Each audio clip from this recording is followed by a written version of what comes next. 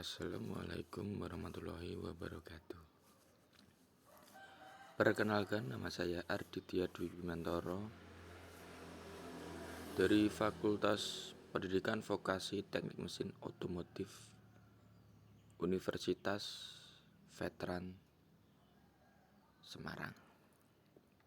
Pada kesempatan kali ini saya akan mempresentasikan hasil laporan saya tentang observasi K3 di bengkel SMK Diponegoro Purwosari.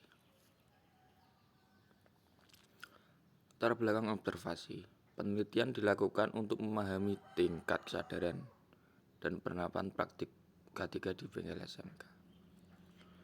Fokus utama di sini meliputi kepatuhan terhadap peraturan K3 dan penggunaan perlengkapan pelindung diri. Gambar pertama, kepatuhan terhadap perilaku atau peraturan K3. Mengevaluasi sejauh mana bengkel SMK mematuhi peraturan K3 yang berlaku untuk menjaga lingkungan kerja yang aman bagi siswa dan instrukturnya. Di sini saya melakukan edukasi atau pemaparan tentang pentingnya K3 ya pada gambar pertama itu. Terus gambar kedua adalah penggunaan perlengkapan pelindung diri. Nah, pada gambar kedua, siswa melakukan praktik kelistrikan bodi. Di sini siswa tidak menggunakan APD sama sekali. Ini salah satu contoh gambar yang saya ambil ketika siswa praktik. Setelah saya tanya kepada gurunya, guru yang mengajar itu kenapa tidak menggunakan APD, contohnya wearpack, yang standarnya kan wearpack itu, paling basic. Itu dikarenakan belum jadi ya, masih dalam proses pembuatan atau pengerjaan wearpack. Selanjutnya adalah metodologi observasi. Yang pertama, perencanaan observasi. Merencanakan jadwal observasi, menyiapkan daftar periksa, dan mengatur kunjungan ke bengkel SMK. Yang kedua, pelaksanaan observasi, mengamati praktik K3, wawancara dengan guru dan staf, serta mencatat hasil observasi secara sistematis. Yang ketiga, menganalisis data yang diperoleh selama observasi, dan mengidentifikasi area yang memerlukan perbaikan. 4. Penyusunan laporan. Menyusun laporan observasi yang berisi temuan rekomendasi strategi perbaikan K3 di bengkel SMK. Hasil observasi. Berdasarkan observasi yang saya lakukan, ditemukan beberapa temuan penting terkait praktik K3 di bengkel SMK. Yang pertama adalah kekurangan penggunaan APD, alat pelindung diri. Siswa seringkali tidak menggunakan perlengkapan pelindung diri secara benar dan tidak sama sekali. Ini penggunaan APD itu sangat penting untuk mengurangi resiko terjadinya kecelakaan kerja. Yang kedua, kebersihan lingkungan. Sejumlah area di bengkel tidak teratur, menyebabkan resiko kecelakaan seperti tersandung dan terjatuh. Penggunaan alat, contohnya alat-alat hand tool itu kalau yang saya temui di sana ya. Setelah digunakan, alat itu tidak dibersihkan, tidak dikembalikan ke tempat semulanya. Nah, itu sangat berpengaruh pada resiko kecelakaan kerja. Contoh, alat berserakan di lantai itu bisa mengakibatkan dan terjatuh. Terus yang ketiga, pengetahuan siswa tentang resiko.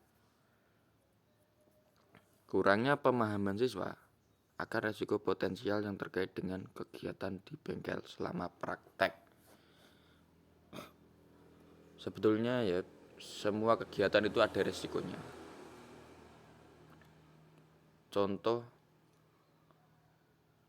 ketika siswa melakukan praktik PMKR atau pemeliharaan mesin kendaraan ringan. Siswa di sana yang saya temui itu tidak menggunakan wearpack.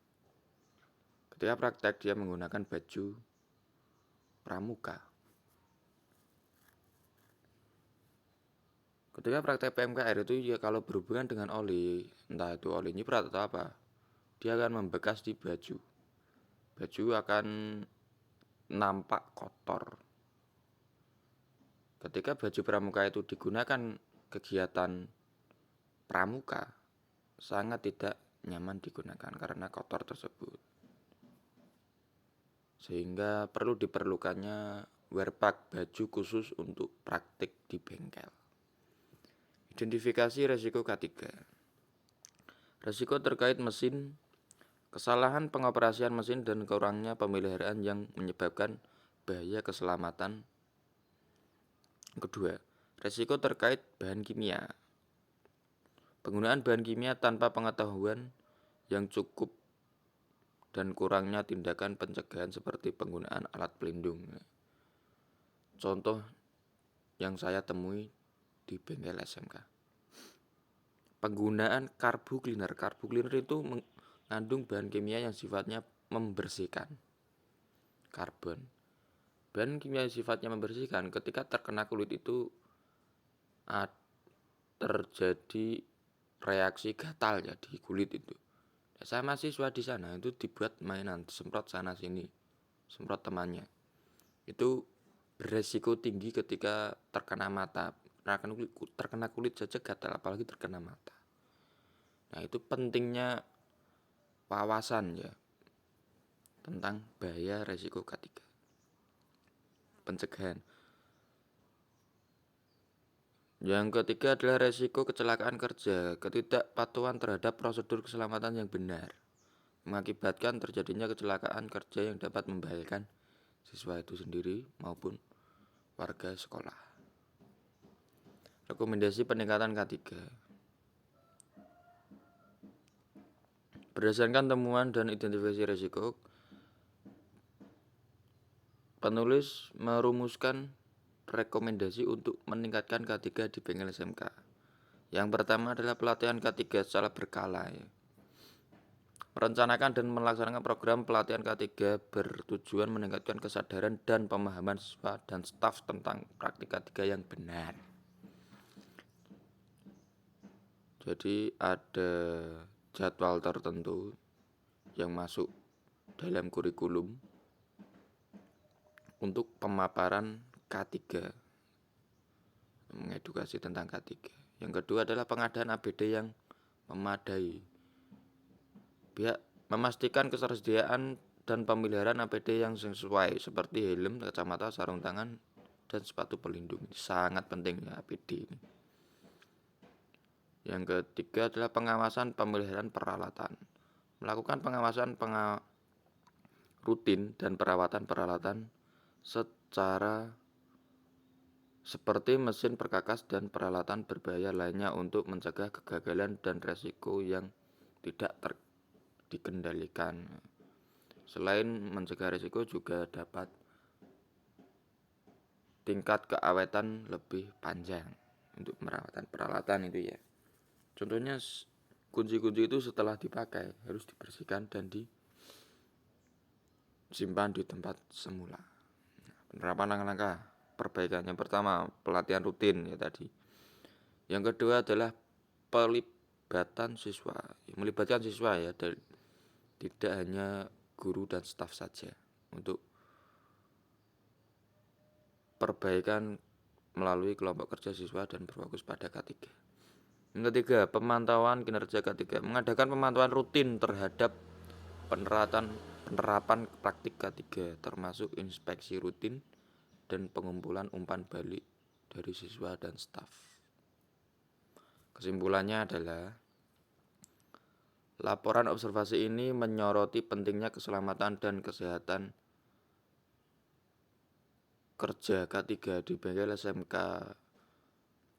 dengan menerapkan rekomendasi yang disajikan. Diharapkan tingkat kepatuhan dan kesadaran terhadap praktik K3 dapat meningkat, menciptakan lingkungan kerja yang lebih aman dan sehat bagi semua warga sekolah, terkhusus yang ada di kegiatan bengkel SMK.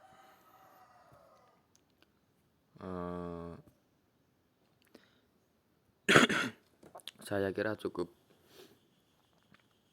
Apabila ada penyampaian yang kurang, mohon dimaafkan ya. Apabila ada tutur kata yang salah, mohon dimaafkan. Sekian dari saya. Assalamualaikum warahmatullahi wabarakatuh.